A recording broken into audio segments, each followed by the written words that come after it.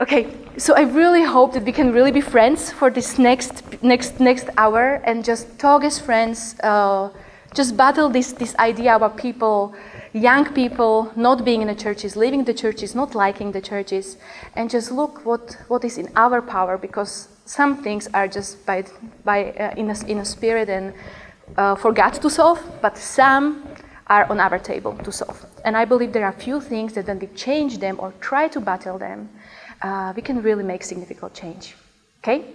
So first thing, as we are talking about this, is how on earth we can agree on these things when we are coming from such different countries, different contexts, different cultures.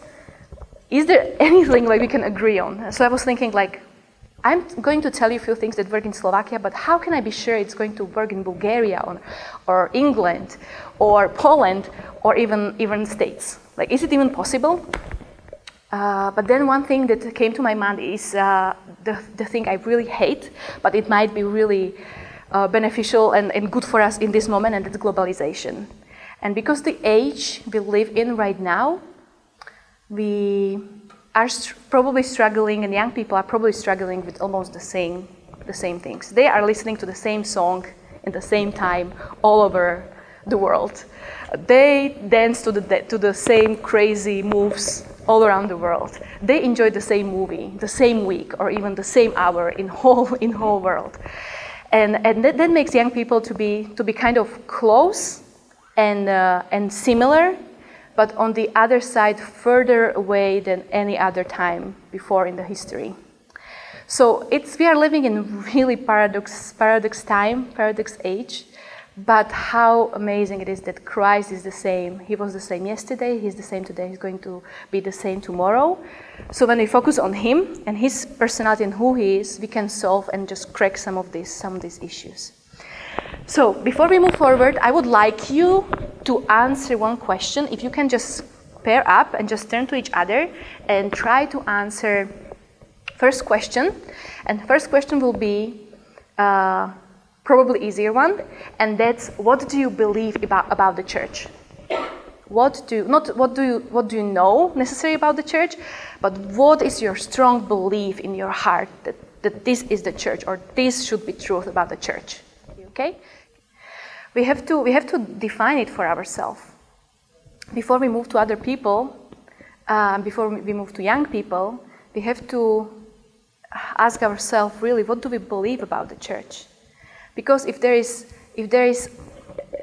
a chance that there is something in our heart that is not resolved, if there is a bitterness in our heart toward the church, or disappointment, or anger, or we already gave up on the church because of everything that happened to us, and it usually happens to people who really care and really serve in the church and are in ministry. If there's something like that, we won't move forward. And if there's bitterness in my heart, all young people around me will feel it, and it will just spread as a poison to other people. And I wanted to tell you about my church because I think I'll let you to discern and to judge that. But I'm coming from Slovakia, from Lutheran church that is 500 years old. We have full liturgy in our church. We have organ. We have pews. And we have preachings that are like usually almost 1.5 hour, long, solid, and there is absolutely like no single kind of like cool stuff for young people. No guitars, nothing you could just grab on and just use it somehow. Okay, so it's probably the most extreme. So I want to just to persuade you. So if it can work in my environment, there's no excuse. Like it has to work everywhere else. Okay. Because I believe it just goes better and better from the place, okay? But I love my church. I am a big fan of it. I don't mind organ, I don't mind liturgy. I'm all for it. There are a few other things I think that are more important to change, not necessarily form. And that might be surprising thought. That I think young people, and I think it's pretty brave to say, but I really don't believe we should change the form in order to get young people into church. I think we should change something else. And I've been blessed enough that it's working in our church, that actually our church is full of young people every Sunday. and they go there with their grandmas and they sing these all hymns with the organ, and they don't mind. They love being there. So there has to be something else. Form sometimes helps. I don't want to say that, burn your guitars and drums because, it's you. No, it's great. When you are already on that stage, I bless you, that's amazing. But if you are not, don't be discouraged. I don't think form is the main thing we should change in order for young people to come to church. I have other question though. So again, you will talk to your partners, and the question is, what do you believe about young people? What do you believe about young people? What are your beliefs about who young people are? I know that's a harder one. That's what the second one.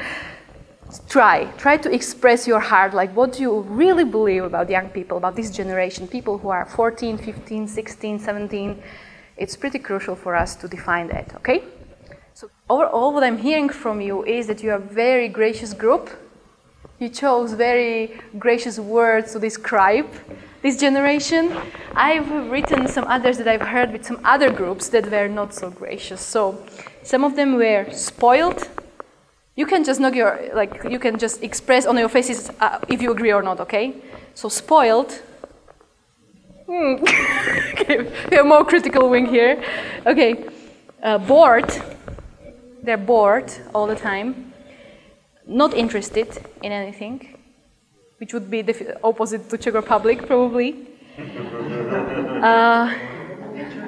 Demanding, entitled, and how to say the word nicer than I wrote it, intellectually challenged. Okay, maybe you agree, maybe you don't, but some other people, they were probably more frustrated group than you are. You still have hope, you still have vision for the generation, which is great. But some of these words actually are true as well. But the question is, where actually is the source of the things we are saying? Because sometimes we believe something, sometimes we think we know, but how for sure can we say that we have the right understanding of where these people are? And it was our question in our country. And now I would like to show you something that somebody actually did a PhD in that research, and then he was trying. His name is Steve Petty. If you know Dave Petty, it's his brother. And he did all study in it, and then he was teaching it us for a week. And now I'm going to give you a 3-minute version of that, okay? Because it's a little bit detouring, but I think it's a really good tool you can even use when you talk to people. It's called the heart triangle. And basically, theory behind it is that how we can actually know. How we can actually know that what we believe about somebody or something is true. So the point is that we are sometimes feeling something or witnessing something, and we go around that, but how we can actually go right to the core, right to the heart of young people and really know what they think and really know what is happening. And so basically we know that we always function in these 3 parts: to do, to know, and to feel. It's like really friendly psychology here, but you know what I'm trying to say. We are actually connected with these 3 parts, like our feelings, our soul, but also our mind, our knowledge, and also action, what we are doing with that, what we know. And sometimes we ask questions, people outside of the heart triangle, outside of really core, gather some data, some information about what people do, how they spend their time, about what they know about Jesus, for example, and we judge them, or we believe something about them. I'm trying to avoid the word judge because it's pretty strong, but you know what I mean. About what they know about Bible, what they know about Jesus, and feel, whether we are now, the generation now is all about feelings, about emotions, about their intuition about something. But what Steve was teaching us was that we can actually go deeper, that we can go within the triangle and try to ask questions in a different way. Not to ask about what they do, but become questions. How we can actually go deeper and ask questions that are are aiming to the source, to the core of who they are becoming, like what is happening deeper than only what they are doing. Then instead of knowing, ask questions about beliefs and believing. That was why I was trying to word my questions, not about like what do you know about the church, but what do you believe? What is our belief system without just our knowledge? And feel, instead of to feel, is to love. And what is actually that really, really matters? What is their value system? What what they actually is really in their really core, in their very core. And so we actually did research. We designed questions that would go from outside and ask feel, know, do questions, but then try to engage also questions of love and become and believe and trying to get closer and closer and closer to their core. It took us months. It took us months to design questions. And then it took us almost a year to go out and ask young people those questions. Our question was what is the nature of emerging generation? Who really are these people? What they really need, what they really think. And we had around 500 people we talked to, but it wasn't like interview for 3 minutes. Every interview was 2 hours, and we were trying to work with these questions. And it took, and then we spent like days to just examine what we've heard from them. And we came to some conclusions, and I would like to share, cut you the time so you don't have to go through all that process, and just give you some nuggets of gold that we found as we talked to these people. And I believe when we know those things, it can really help us to change some things, not actually how whole church will change, because is there some pastor here? Can I ask some pastors? Oh, okay, some of you. Okay, so maybe you can do even more, but for all of us, we can change something. We can change our church because we are the church. And when we change something, we can make this place to be welcoming and open for young people, and they will love to be there. Even with all the other traditions or drama or whatever is happening, and sinfulness and brokenness we are living, and our churches are about sometimes, but something can really change. I really believe that. So, few thoughts. Actually, I'm not promoting this book because actually you cannot even buy it, but but I think most of this you can download online and find, because we did research maybe even in your country. Let me tell you, Slovenia, Poland, Slovakia, Ukraine, Estonia, Czech Republic.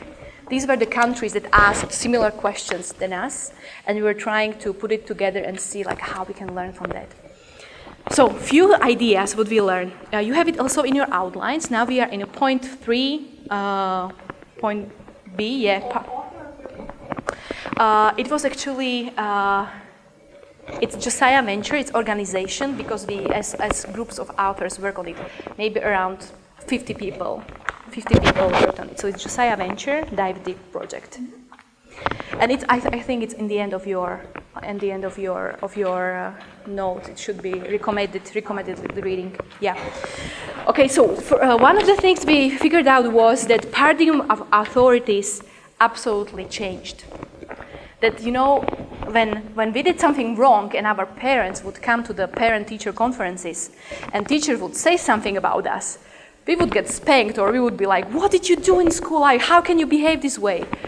These days, it really doesn't matter. Whatever teacher says, whatever parent says to the kids, like they really don't care. Their whole paradigm of authorities that is very natural for us, our generations, our generations is different people, but even for me, like I had huge respect for my teachers and for my pastor and for my parents. It's not the case anymore. And I'm not necessarily telling it's right, I think almost that it's wrong, but it is reality and we have to deal with it. And so if you want to think about authorities, you have to know that their friends are the authorities.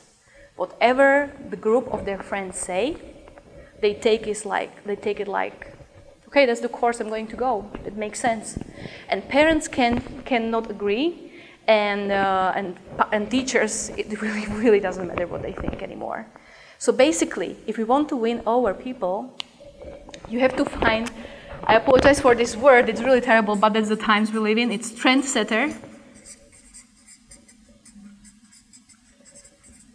Trendsetters in the groups. If you find the right people who are trendsetters for the groups, if you find the right friend You can, with this one person, you can win 10 another people or 20 another people.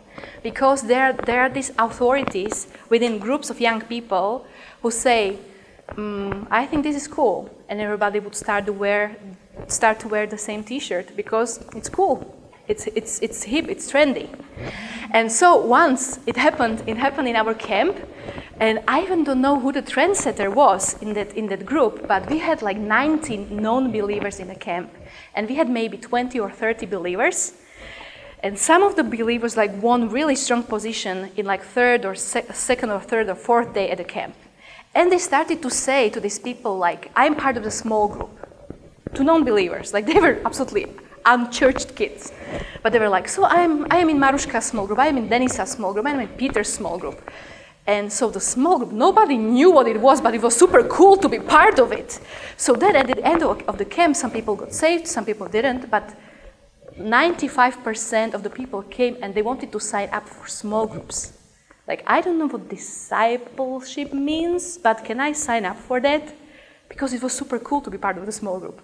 And these people don't get like, they didn't understand anything, they even didn't trust in Christ, but they wanted to be discipled because somebody said it was, they had it and they wanted to have the same thing.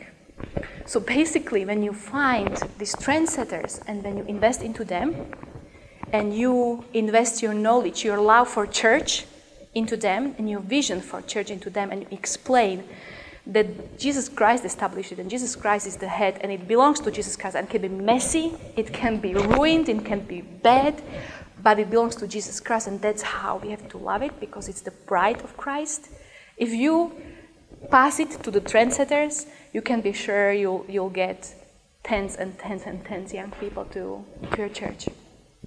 So that's what I'm doing, basically. There's this girl called Anička, and I went through 4-week study with her, going through every picture that is in the Bible. Like we said, the church is body of Christ. It's bride of Christ.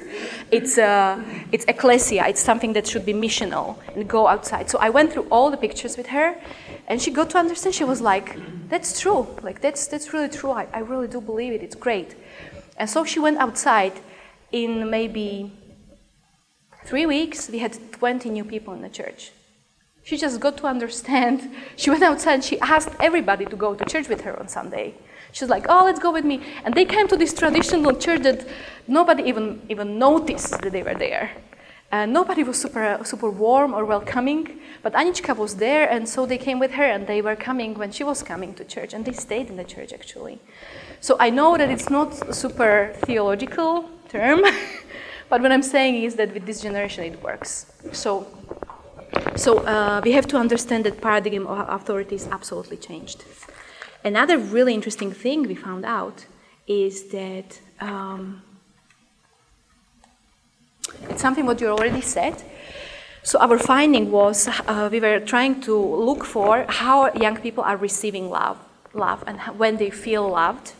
And we found out that love, that for them it equals belonging, and belonging means inclusion. Like if they feel included in some way, they feel that they belong, and then they feel super loved, and they want to stay with people who love them.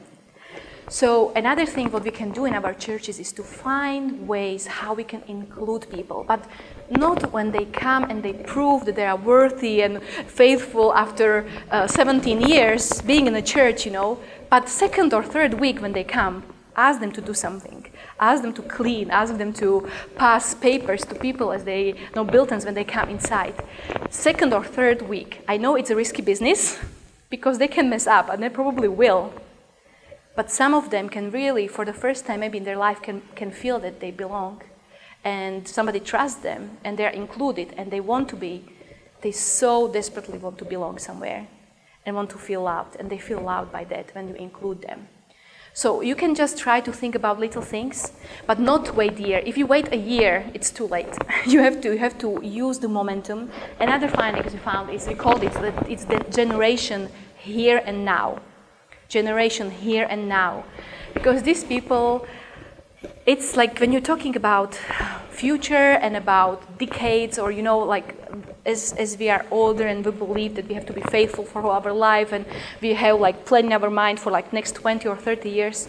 They don't even get the concept of 30 years. Everything is happening now and here. And you can see that like 1 week is something super cool and they'll watch, all of them watch the same video, but the next day nobody cares anymore. Like they are living in the moment, and when they catch the moment, something can really happen. And I know probably you are from the same, from the similar church as mine, is that you have to prove the faith. You have to prove that you are worthy. You have to prove yourself that we can trust you, and that you can belong then. But this generation, we will lose them. So when you see that something is happening, you cannot miss the moment. I would like to tell you the story of my sister. 8 years ago, her first daughter was born. Her name is Miška. My sister's name is Sylvia. And so Sylvia and her husband brought Miška home. And they brought her from the hospital, and they put her on a bed, and they looked at each other, and they totally panicked. They were like, Sylvia, what were we thinking? Like, what are we going to do? We have a baby. Like, she was like, I don't know. Like, you tell me. They were like scared to death. So finally they said like, okay, let's just come up with some plan. Let's just keep it alive for 2 weeks, and then we will see what happens next. We will see how we will continue from there. Let's just keep it alive. That's first thing. And when she was telling me the story, like, we really laughed, and I really loved it. Miška is 8, she survived, so everything was fine, the plan worked. But there is such a great picture of our spiritual babies in that. Sometimes we do camps and we outreach ministries, and we help people who trust Christ, and maybe even they come to church once. But when we expect baby to be fed once a week, and then we keep it in a closet for next week, and then on Sunday we take it out and feed it again. And I don't have children, but I know that about parenting. It's not a good idea, for sure. Like, it won't work. And so, next days, next hours after spiritual baby is born are crucial.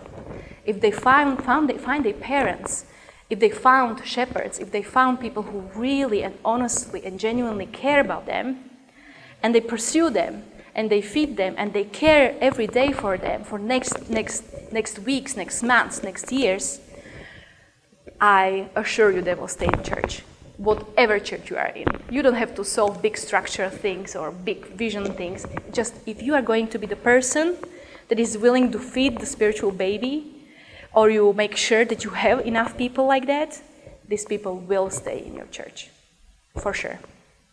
Because another thing we found out, and it's in your outline too, is that they're just one click away from everything. Also negative things, but also the best preachers in the world. If they want, they can listen to Andy Stanley every week, and they probably do, most of them. Or John Piper, or whoever you have in mind. They just click on it and they just listen to the best sermons. So we have to think the church for them is not necessarily the source of teaching. They don't need it. They can listen. I know that it can be pretty hard to listen to, but I have to go through all of that by myself, and I was kind of like, what? Like, really? But I'm living the reality, and I know that it's true. They don't need teachers. They need shepherds. They desperately need shepherds. Because they can have the best possible teachers, they can download their teachings, and you can help them then navigate what is good teaching and what is bad. They need you for that, for sure, to help them discern. But then they don't necessarily need you to teach them. They really need you to love them. They really need you to shepherd them. And every single person in the world needs a shepherd. And you cannot download a shepherd. And a shepherd is not one click away. It's hard work. And that's why there are not a lot of good shepherds in the world, because it's hard work. It takes a lot of time. Sometimes fruit is invisible and minimum, and people disappoint you, throw your heart to the garbage, don't care, leave, betray, have crisis. It's not easy. But I honestly, with all my heart, believe this is only one way to go. To really shepherd young people, to do it the way Jesus did with his disciples, and just pick few people, or maybe just one person, and invest everything we have into them, as Jesus did. and be with them every day if it's necessary, feed them every day if necessary, because it is what it takes. But that was basically the main idea I had for today. I have a few more, but I don't want you to miss this one. People don't need teachers necessarily, they need shepherds. They really, every single person you meet need shepherd. So once we learned that, we started to do some changes in our ministries. And for example, we used to do a lot of theater ministry. I don't know if you know what it means, but it's kind of stage ministry. People come, just what is happening now. People come and sit and they listen and then they leave. Many churches are designed this way. Also, many ministries are designed this way. We used to do, we still do English camps, but it was designed just the same way, that people would come and there would be evening program and the gospel would be presented from upstage and people would get it or they wouldn't get it. And we tried to do follow up and we tried to get people from the camp then to the church, but it was so hard and we had minimum people really coming to church and staying in the church. And then we started to do something called fusion. Have you ever heard about fusion ministries? It's a music ministry, and basically they do it other way around. They start throughout the year, and they ask kids to come and play instruments. It's a terrible noise. Sometimes you cannot even call it music ministry. It's terrible. But kids love it, and they come every week. They learn how to play or how to sing or how to dance, and these leaders would spend time with them and ask them questions and always share something from the Bible and then share Christ. But at the end of the year, they finished with the camp. So all the kids who came throughout the year, they finished with the camp, but it's like a family being together on vacation. And we found out that these people actually are joining the church and staying there because they are doing something. It's not a stage ministry, but it's involving ministry. People are absolutely there doing something. It can be sports, it can be music, it can be anything you can think of. It really doesn't matter what tool you use, but we have to involve people in order for them to stay in church. So the fruit in our ministries was I don't know if doubled or tripled, but it was so increased when we started to involve people in everything what we are doing. Okay, and another thing is we have to love people. We said some of the stories already, but if it's only our love, because we love young people, we love hanging out with them, it's not what's going to transform their life forever. It has to be Christ-centered love. And I have one picture that it's my really favorite. So I'll use Anička because I told you about her. Okay. Here's Anička, and here is Christ. And many times in our churches we expect that this 15-year-old Anička will come to church and she'll go to Christ. And when she has a problem, she'll ask Christ. And she will decode Christ's love because it's the biggest love. And she will read her Bible and she will understand Christ. And it should work this way. Why it shouldn't? I don't know how it was in your life, but I assure you that young people need one stage in between, and that's probably you. I'm sorry to tell you that, but it is probably you. So I'll write my name here because Anička is mine. Oh, not now, she's Christ now, but she used to be mine. And it was part of hard work that she had a problem, she came, she asked, and I pointed her to Christ. She was reading her Bible, she didn't get anything, she came, because of course she started with Revelation. I don't know what is kind of trend of people start reading the Bible and they read Revelation. And then she heard about this and she didn't get it, so she came. And then she felt alone, so she came. And so first months it was really, really busy, but then after some months I realized actually this is not a really good model, it really has to go this way. But we have to get ready that it takes time. And as they mature in Christ, we are going to, I'll use word it's not decline, how do you say it, remove from us and point them to Christ. So one day actually they won't need us at all. They'll go to Christ and they'll ask Him and they'll seek him, and they'll read the Bible, and they would want to know what he thinks, not what I think. But it takes time. In my experience, shortest process was 3 years.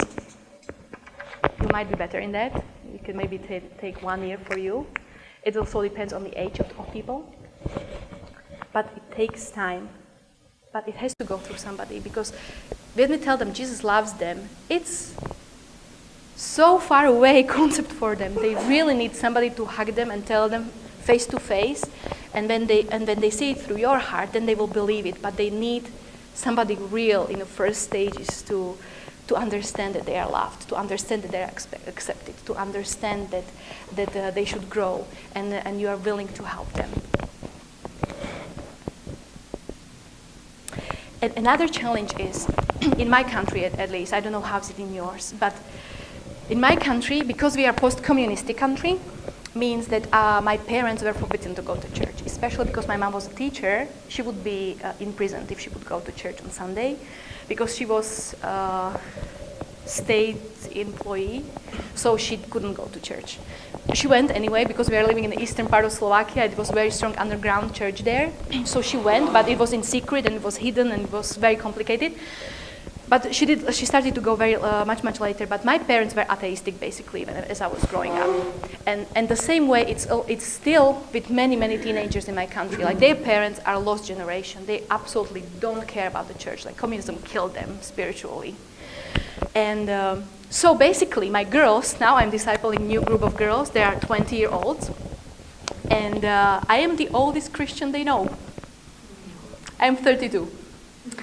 And they think that's, the Christian, they see old ladies in the church, but nobody would talk to them, of those people. So they don't know what kind of Christians they are. So I'm the oldest Christian they know. And so they follow me, so they see that, okay, I know how dating should look like, I know how engagement should look like, and starting of the marriage, but I'm there. They don't know about the rest. They don't know how to grow kids and teenagers, and I'm willing to model it for them. But sometimes I'm so sad. Like, where are all these people who could just open their homes for these kids to see healthy families, healthy marriages, healthy grandparents, healthy parents? Like, where are these people? And I'm trying, but I have only one home and only one husband. And so we have permanently 20, 30, 40 people in our house, which is fine. But there is like 100,000 people in my city.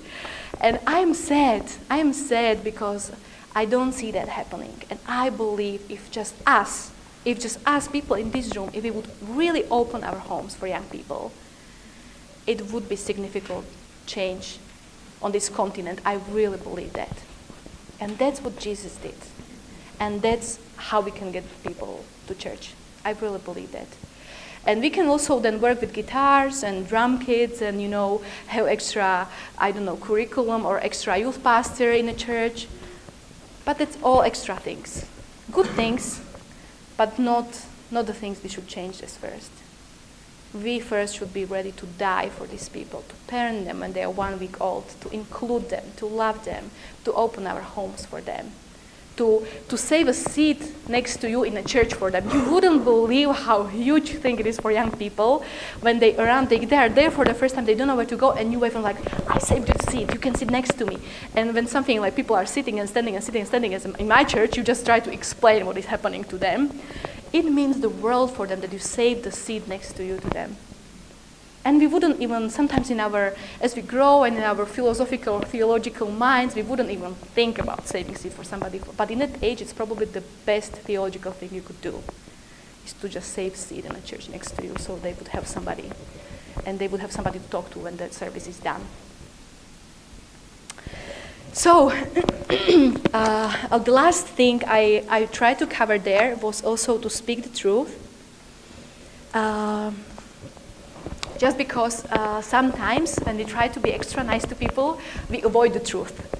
And we try to love them, but I had to learn the hard way that loving people, you cannot love people without the truth, without telling them the truth. You have to help them, and that's part of shepherding. Sometimes, of course, it's part of the teaching, but it's part of shepherding is just to tell them, like, you cannot sleep with your boyfriend. It's a very unpopular thing to say. Or you maybe could think a little bit more before you dress, you know, and not only to church, but basically, you know, and there are just few things that kind of you have to just lead them and tell them because you love them by telling them. But, so I wrote there 2 things. Discernment is just to really try to pray and ask Spirit to help you discern what is happening. Because a few times it happened to me that I just thought they were spoiled. And so I said something. And then the story was revealed behind what happened, and I realized I was absolutely wrong. And it was a big hurting story behind it. It wasn't spoilness, or it was something totally else. So before we open our mouth, we have to be sure that we ask the Spirit, we try to discern and really understand what's going on in their lives. And then my friend, she has this theory. I wrote it like I called it like a snow theory. And she says, like, when you go outside and it's raining, people would stay out of the rain and wait until it finishes, or they would open their umbrellas and try to walk very quickly through the rain. But then, when you are living in the countries where it snows, and when it's the first snow, everybody's like, oh, it's beautiful, and they would go outside and they would try to, you know, catch the snowflakes. It's the same water. But people are not hiding anymore, they enjoy it. And my friend, she really believes that it's kind of with the words as well and with the truth as well. We can say the truth the way that people are trying to stay out of it and don't listen and close the door and won't go outside because it's raining, or open their umbrella and run, and you're done. And you told the truth, but it absolutely didn't change anything. Or you can say the truth the way that it's snowing, and people are like, thank you for telling me that. Like, this is great. Like, thank you. I really appreciate you told me that. I don't know how many people reacted to you or to me this way, but it's a very important skill to learn as we are working with people, especially young people, to say the truth like it would be snowing, no, like it would be raining. Because it's part of loving them and part of shepherding them.